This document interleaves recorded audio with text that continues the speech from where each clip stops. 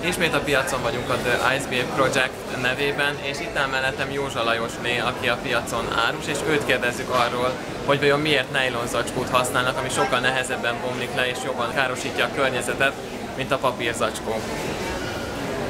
Hát én azt tudom javasolni, hogy biztos törvénybe fogják hozni, hogy inkább papírzacskóban, mert a nejlonzacskót később majd pénzért fogjuk adni, és ez az embereket motiválni fogja arra, hogy ne adjanak ki pénztárra, hanem kosarat hozzanak, és akkor minden menjen a kosárban, úgy, mint régen, hogy papírzacskóba adtunk régen minden.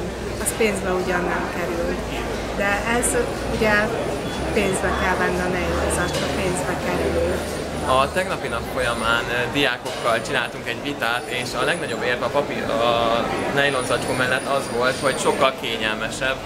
Hát igen, kényelmesebb. Viszont felmerült az is, hogy az anyagiakra viszont nagyon nagy gondot fordítanak, tehát nagyon fontos. Ön szerint az, hogyha fizetőssé tennénk a nejlonzacskót, megoldást jelenthetne erre a problémára? Szerintem igen. Biztos vagyok benne, hogy ha pénzért adnák az zacskót, akkor meggondolnák, hogy 2 szem paradicsomot, meg 2 szem paprikát külön-külön zacskóba legyen. Ön szerint az egyéni változtatás elég, vagy globálisan, akár Európai Uniós szinten kellene? Szerintem ez uniós szinten lesz. Biztos, hogy évek fognak eltelni, hogy ezt be fogják hozni törvényre. Az interjú előtti beszélgetésünkben elmondta, hogy ő már régóta itt dolgozik a piacon. Esetleg tudna mesélni nekünk azokról az időkről, amikor még papírzacskóval jártak az emberek, illetve tehát, hogy miben volt más, mint most? Régen nem voltak hozzászokva a nejlonzacskóhoz, és ma már olyan természetes ez a nejlonzacskó, hogy hozzátartozik, mint az üzletláncok is megszüntették ugye az ingyen nejlonzacskót, az vittek 3-4 darab árut, akkor rögtön szórták papírszallagba, hogy mindent belepakoltak.